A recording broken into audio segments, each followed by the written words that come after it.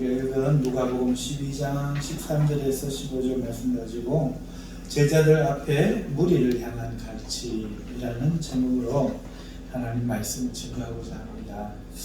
지난 주일 오후에 우리는 이 앞전 상황에 대해서 좀 더 그 시대적 상황, 리얼한 시대적 그 상황을 살펴보면서 그 속에서 제자들을 향한 주님의 뜻이 무엇인지 살펴보고, 또 오늘날 교회가 어떤 일을 등한시하고 있는지 그를 통해서 살펴보았었죠.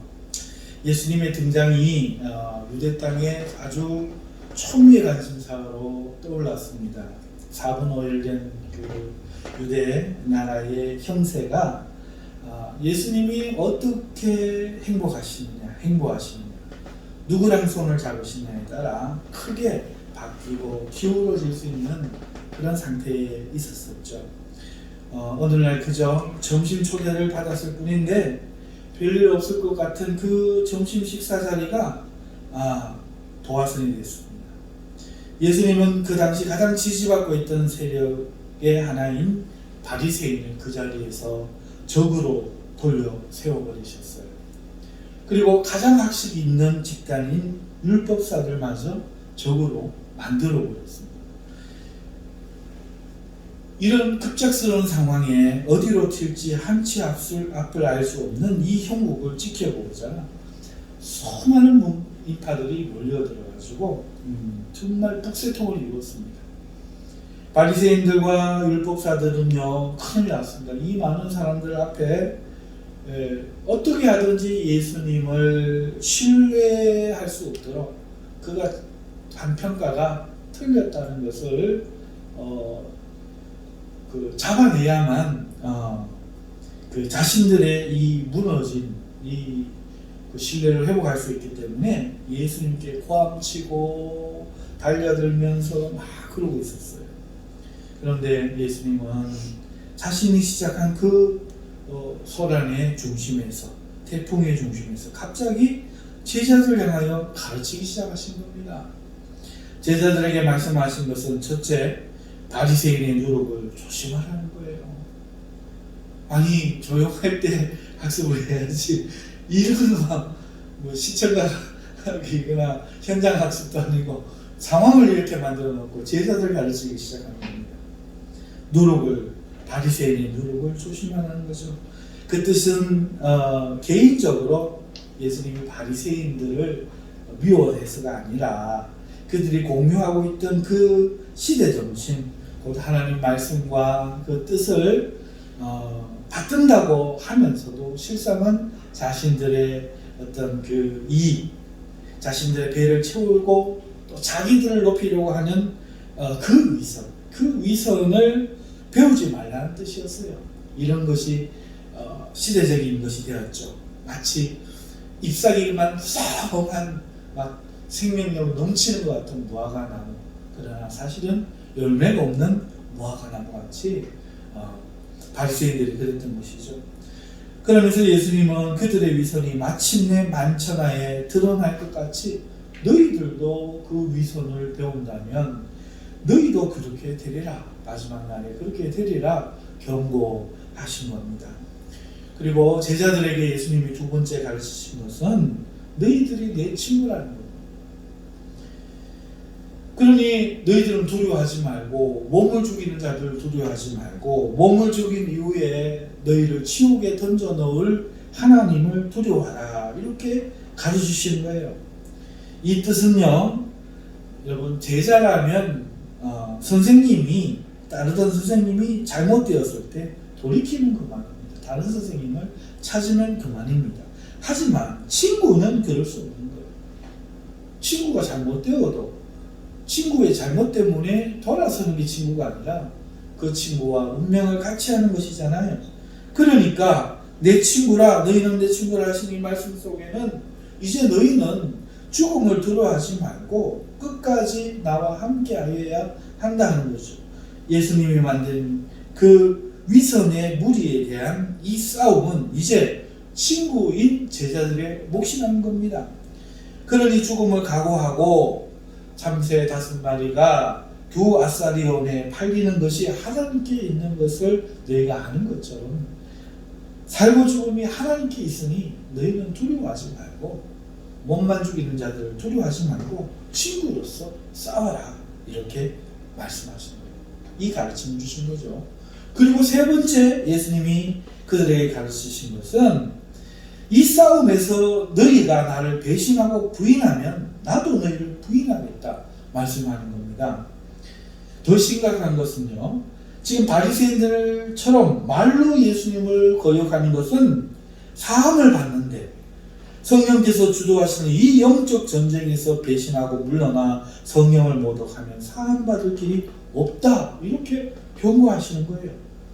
우리는 성령 모독죄가 우리는 성령 모독죄 하면 우리가 어떤 말로 성령의 사람을 대항하는 죄라고 오해할 수도 있으나 이 본문을 보면 하나님 나라를 가져오시는 이 성령의 영적 싸움에서 함께하지 않고 친구된 주님을 부인하고 그걸 이끄시는 성령님을 부인하고 포기한 것이 성령 모독임을 알 수 있는 거죠.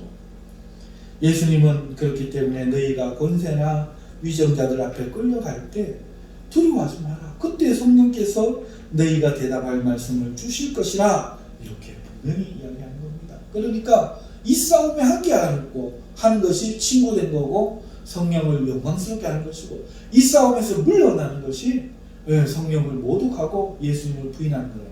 그러면 예수님도 하늘에서 권세 앞에서 우리를 부인하고 또 성령의 모독한 죄로 우리가 사하심을 얻지 못한다 하는 거죠. 이게 다른 말로 쉽게 말하면 너와 내가 언약으로 하나가 되었는데 여기서 물러가면 안 된다. 그건 믿는 게 아니다. 이렇게 말씀하시는 거죠. 그런데요, 이때 어떤 한 사람이 나선 겁니다. 오늘 본문이죠. 어떤 한 사람이 나섰는데 누군지는 몰라요. 정치인도 아니고 그저 자신의 가정사로 인해서 심한 갈등을 겪고 있는 보통 사람으로 보입니다. 그의 아버지가 아마 돌아가셨는 것 같은데 그의 형은 욕심이 많은지 무슨 일이 있는지 알 수 없지만 동생에게 나눠줘야 할 유산을 혼자 차지한 것 같습니다. 그는 이것을 예수님께 이야기하면서 이 자리에서 예수님께 자신의 형에게 율법대로 동생의 몫을 나눠주라고 명의해 주실 것을 요청한 거죠. 그런데 예수님은 그 요청을 거절하셨어요. 예수님은요, 자신이 재판장도 아니고 물건 나누어 주는 자도 아니라 이렇게 말씀하는 겁니다. 이는요, 제자들 앞에 무리를 향한 가르침이기도 하지만 동시에 제자들을 향한 가르침입니다. 왜냐하면 제자들이 예수님을 따라 앞에 조금 전에 설명드린 그런 가르침을 받아 이 사회의 죄악, 이 사회의 위선, 하나님이 기뻐하시지 않는 그런 악한 사회를 향하여 용기 있게 싸우게 될 때 틀림없이 이런 상황을 제자들도 맞게 될 겁니다. 불의에 맞서는 제자들, 상상해 보십시오. 오늘 예수님이 그 위선과 맞설 때에 주목을 받듯이 예수님의 제자들이 예수님과 뜻을 같이 해서 개인이 아니라 어떤 그 악한 세력과의 그 싸움을 할 때, 의를 위하여 나설 때 제자들은 새로운 집단으로 유다의 사회에 떠오르게 될 겁니다. 이런 그들을 추종하는 사람들이 생기겠지요. 존경하고 또 인정하고 또 하나님도 함께 하셔서 능력도 나타날 것이고, 그러면 그때 예수님에게 했던 것처럼, 예수님에게 이 사람이 했던 것처럼 이 제자들의 권위를 빌어 자기의 일을 해결하려는 자들이 그때 반드시 생겨날 겁니다. 만일 제자들이 그런 것을 인기로 생각하여 그때 나선다면 제자들은 엉뚱한 일에 매달려 마땅히 싸워야 할 영적인 싸움을 싸우지 못한 채 사람이 일 해결해 주는 사람으로 전락할 위험이 있는 것이지요. 그러니까 솔선수범하여 예수님이 보여주신 겁니다. 그래서 그런 일을 당할 때 제자들은 예수님처럼 나는 재판관이나 물건 나눠준 사람이 아니다 하는 이 말을 기억하고 자신들의 영적인 일을 위하여 전념하라는 주님의 가르침이신 거죠. 여기서 우리가 이 일에 해당하는 현실적인 이야기를 잠깐 짚고 가도록 하겠습니다. 여러분, 교회가 뭐죠? 하나님의 복음을 전하고 구원하는 일들을 하는 곳 아닙니까? 그런데요, 교회가 예수님이 주목받고 인정받고 제자들이 했던 것처럼 어느덧 신자들이 많아지자 인정을 받고 중요하게 여김을 받게 되었습니다. 교회 중심이라는 말이 생길 정도로 그렇게 되자 오늘 이 성경에서처럼 어떤 사람들이 일어나서 이런 것들을 부탁하는 거예요. 영적인 일, 복음에 관한 일, 하나님 말씀에 관한 일 이런 게 아니라 목사님들에게 그리고 장로님들에게 진로 여부 혹은 친구와의 갈등 관계 그리고 혹은 가정사 이런 거를 교회에 가져와가지고 해결해 달라고 하는 겁니다. 이때 목사나 지도자들이 그것을 거부하고 영적인 것에 몰입해야겠지요. 하지만 이에 대한 지식이 부족해서 대부분 그것에 관여하다가 영적인 것에 대해 소홀해지고 오히려 실수를 범하게 되는 것이죠. 저도 오늘에서야 제 실수가 무엇인지 깨닫게 되었습니다. 제가 그랬거든요. 저는 복음을 맡은 자로 복음만 전하고 가르치는 일에만 매진하면 되는데 성도들이 성경에 말하는 대로 믿고 살지 않을 때 경책만 했으면 되는데 그들의 취업 문제, 생활의 문제, 부부의 문제, 가정사에 대해 개입한 겁니다. 저의 경험처럼 오늘 이런 일들이 교회에 많이 일어나고 있는 겁니다.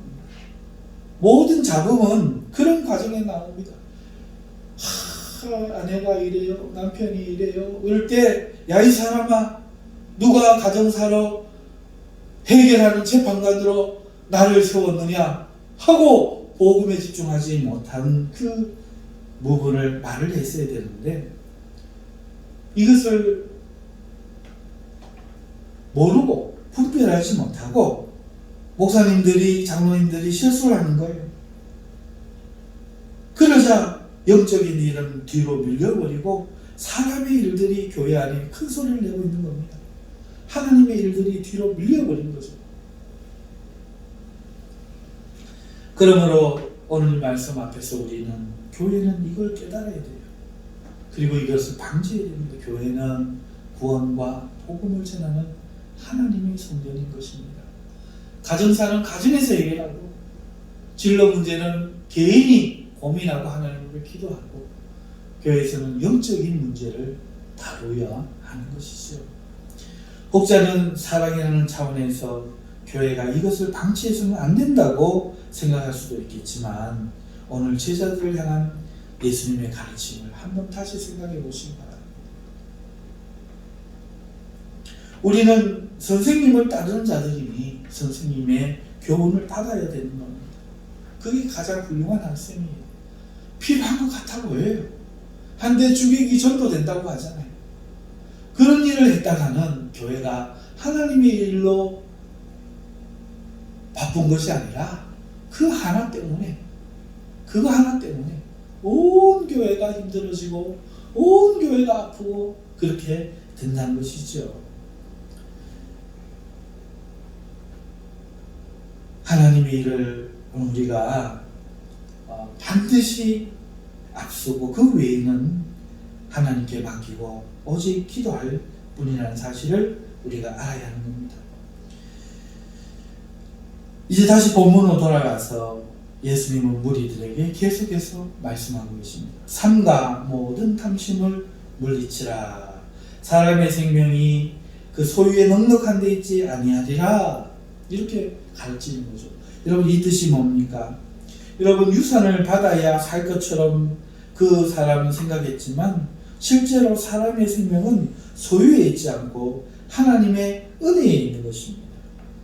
그 예화가 16절에서 21절에 나와요. 우리 다 같이 한번 12장 16절부터 21절까지 한번 읽어보시죠.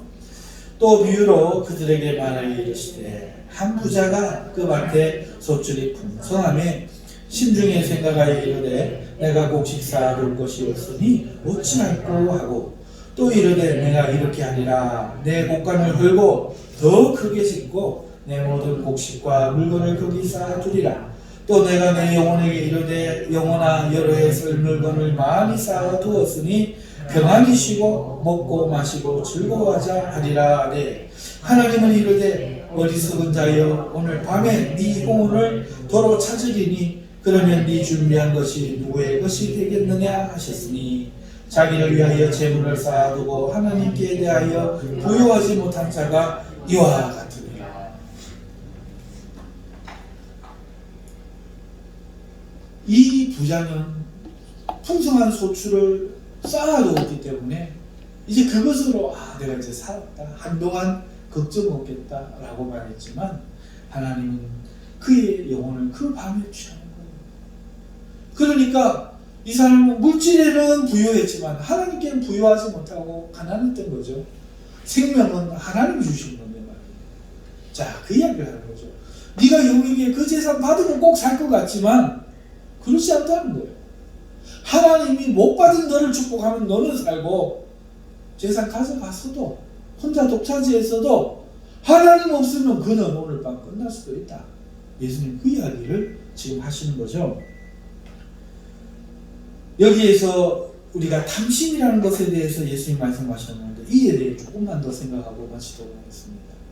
여러분 탐심이 뭐예요? 탐심이라 하면은 내 거 있는데 자신의 거 있는데 남이 가진 어떤 것 그게 더 좋아 보이는 거예요. 남에게 있는 그 어떤 것들을 노리고 원하는 것 이걸 탐심이라 우리가 생각하기 쉽지 않아요? 보통 그렇게 생각하잖아요. 그런데 사전은 아니지만 예수님이 오늘 이 탐심이라는 말을 쓰신 경우 용례를 볼 때 이 탐심은 어떤 뜻이냐? 그럴 때 사용된 게 아니에요. 내 거도 있고 형이 받았는데 형 거도 내게 주옵소서가 아니야. 내 걸 형이 가져간 거죠. 그래서 예수님한테 율법에 명시된 대로 합법적으로 달라는 거예요. 당당히 받을 유산을 지금 원하고 있는 이 사람 사건에다 두고 그러니 탐심을 물리쳐라. 이렇게 이야기합니다. 무슨 말입니까? 이렇게 하면 탐심이 어떻게 해석이 돼요? 남의 것이 아니라 자신의 것이 되어야 할 마땅한 것에 이 탐심이 적용된다는 것은 자신의 것이라 할지라도 그것이 자신을 살릴 것이라 자신에게는 없어서는 안 되는 것이라 하는 이 생각이 탐심이라는 겁니다. 우리랑 달라요. 우리는 내 거 아닌 거를 탐내는 건데 예수님이 지금 말하는 거는 내 거라도 그걸로 내 생명과 나의 삶이 풍족할 거라 하나님 대신에 그거를 의지하고 하는 이 마음 이걸 지금 탐심의 용례로 쓴다는 거죠. 자, 악인은 뭐죠? 악인 성경적인 용례를 한번 봅시다. 왜 성경을 우리가 다시 배워야 되는가 하면은 악인이 뭐예요? 악인은 죄를 지어도 그 기뻐하고 그죠? 남을 때리고 자기 혼자만 알고 이런 사람이잖아요. 인정 같은 건 없고 상식 같은 건 없고 도덕 같은 건 없고 무지막지하게 다른 사람을 괴롭히는 사람 이게 악인이잖아요. 우리가 생각하는 악인. 그런데 성경에서 악인은 누군 줄 압니까? 하나님 없다 하는 사람. 이게 성경의 악인이에요. 성경에는 용례가 있는 거예요. 성경에서 음녀 나오니까 우리는 어떻게 생각해요? 네, 부부 간에 배신한 사람 이게 음녀라고 생각했는데 성경은 뭐라고 이야기해요? 하나님 아닌 다른 신을 섬기는 사람. 그걸 음녀라고 하는 거예요. 그러니까 우리 생각 가지고 성경을 읽으면 큰 착각이 있겠죠. 그것처럼 오늘 이 예수님의 이 탐심을 한번 생각해 보세요. 탐심이 우리와 달라요. 우리는 내 거 아닌 다른 것은 남의 거를 탐내는 마음이라고 생각하지만 그게 아니라 내 거라도 그것을 가지고 하나님을 대체하려고 하는 마음, 그 마음이 탐심이라는 거예요. 오늘 이 사람을 보십시오. 아마 청년이지 싶어요. 얼마나 이 유산 문제를 심각하게 생각했으면 이 정치적으로 사회적으로 이 난리난통에 그 문제를 들고 나왔겠어요. 지금 그 문제를 내놓을 자리가 아니잖아요. 그런데 그의 눈에는 이게 보이지 않는 겁니다. 왜? 그에게 지금 가장 중요한 것이 바로 이 유산 나눔이기 때문이죠.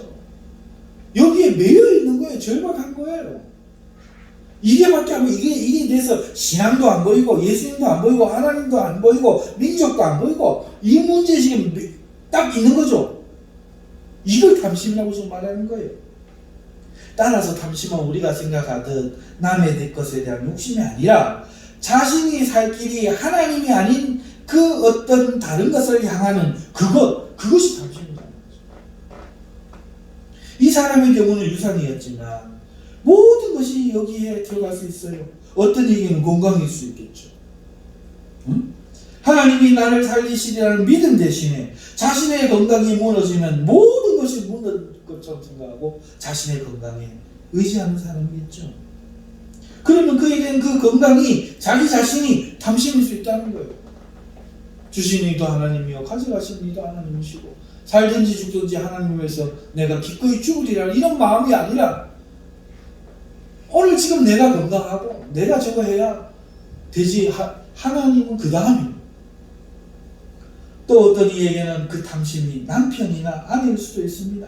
하나님을 믿는다고 하면서도 남편이 없으면 못 살 것처럼 남편 때문에 교회도 못 나오고 남편 때문에 헌금도 못하고 남편을 의지하는 이 마음이 있다면 이것도 탐심이 되겠죠. 또 하나님보다 아내를 더 의지해서 아내를 사랑해서 하나님 앞에 바른 예배도 못 드리고 그 아내 기분 맞추기 위해서 산다면 이것도 탐심이 될 수 있습니다. 또는 다 키워놓은 자식도 탐심이 될 수 있는 거예요. 이런 사람 제가 많이 봤어요. 그저 자식 때문에 혹은 어떤 남자들에게는 자신이 만들어놓은 이 사회적 관계나 인맥도 탐심이 될 수 있겠죠. 이걸 제일 두려워 이런 거. 이 모든 것이 들어갈 수 있다는 거예요. 우리는 탐심, 난 탐심 없어. 왜? 남의 거 안 탐해. 그런데 오늘 예수님의 말씀을 들어보면 정당한 자기 것이라도 그거밖에는 지금 보이지 않는 상태.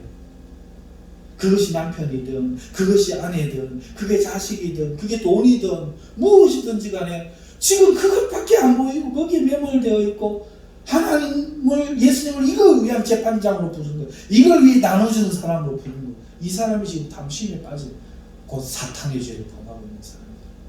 이 사람에게는 성령이 아니라 귀신 역사인 거죠. 그러니 지금 하나님이 예수님이 야단치는 거예요. 네가 뭘 보고 있느냐. 조금 건너뛰지만 이에 대한 말씀이 49절에서 53절에 다시 나와요. 우리 한번 읽어보십시다. 49절부터 같이 읽어보십시다. 시작. 내가 불을 땅에 던지러 왔노니 이 불이 이미 붙었으면 내가 무엇을 원하리요? 나는 받을 세례가 있으니 그것이 이루어지기까지 나의 답답함이 어떠하겠느냐? 내가 세상에 화평을 주려고 온 줄로 아느냐? 내가 너에게 이르노니 아니라 도리어 분쟁하게 하려 하느라. 이후부터는 한 집에 5사람이 있어서 분쟁하되 셋이 둘과 둘이 셋과 하리니 아버지가 아들과 아들이 아버지와 어머니가 딸과 딸이 어머니와 시어머니가 며느리가 시어머니와 분쟁하리라. 무슨 말입니까? 예수님 왜 화목케 하러 오시지 않고 화평케 하러 오시지 않고 분쟁케 하러 왔다고 말씀하십니까? 이런 이유입니다.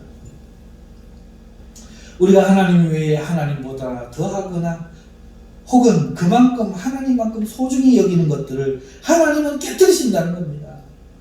하나님이 원하시는 것은 이 세상의 화평이 아니라 비록 그들이 불화하고 깨지고 나뉘어질지라도 그들이 생명의 하나님께로 돌아오는 것, 구원을 받는 것, 오직 거기에 하나님의 관심이 있는 것이지요.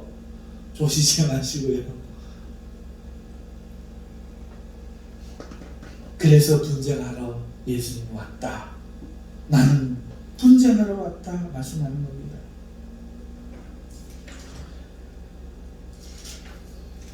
이제 말씀을 맺겠습니다. 오늘 예수님은요, 제자들 앞에 그 무리들을 향해 말씀하시면서 제자들에게도 말씀하고 있는 것입니다. 너희가 누구인지를 기억하라는 거죠.